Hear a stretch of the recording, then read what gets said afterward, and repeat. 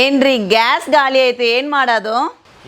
10 ದಿನ ಆಗುತ್ತೆ 20 ದಿನ ಆಗುತ್ತೆ. ಅಷ್ಟು ದಿನ ಊಟ ಏನ್ ಮಾಡೋದು? ಏನ್ ಮಾಡ್ಬೇಕಾಗಿಲ್ಲ ನೋಡಿ, ಒಂದು 10 ಸಲ ನಿಮ್ಗೆ ಒಂದು ಐಡಿಯಾ ಬಂದಿತ್ತು ನೋಡಿ ಗೋಲ್ಡನ್ ಅಸೋಸಿಯೇಟ್ಸ್ ಕಡೆಯಿಂದ ನಿಮಗೆ ನೋಡಿ ಒಂದು ಇನ್ಫ್ರಾರೆಡ್ ಸ್ಟವ್ ಬಂದಿದೆ. ಇದರಿಂದ ನಿಮ್ಗೆ ಯಾವುದೇ ಪಾತ್ರೆಯಿಂದ ಊಟ ರೆಡಿ ಮಾಡ್ಕೋಬಹುದು.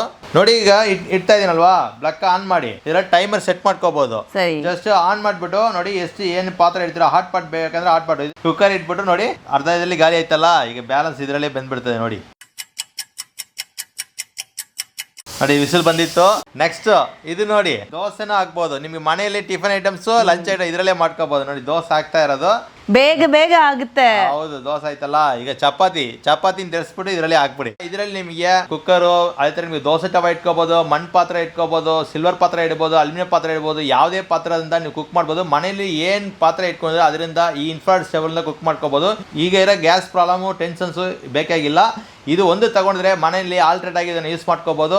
ಪ್ರತಿಯೊಂದು ಕುಕಿಂಗ್ ಇದರಲ್ಲಿ ಮಾಡಿಸ್ಕೋಬಹುದು. ತುಂಬಾ ಹೆಲ್ಪ್ಫುಲ್ ಆಗಿರುತ್ತೆ. ಈ ಪ್ರಾಡಕ್ಟ್ ಬೇಕಂದ್ರೂ ಈ ಸ್ಕ್ರೀನ್ ಮೇಲೆ ನಂಬರ್ ಕಾಲ್ ಮಾಡಿ ಆರ್ಡರ್ ಮಾಡಿ. ಕರ್ನಾಟಕ ಫುಲ್ ಫ್ರೀ ಶಿಪ್ಪಿಂಗ್ ಮಾಡ್ಕೊಡ್ತೀನಿ. ಬ್ಯಾಂಗ್ಳೂರ್ ಅಂದ್ರೆ ಡೋರ್ ಸ್ಟೆಪ್ ಡೆಲಿವರಿ ಆಪ್ಷನ್ಸ್ ಇದೆ.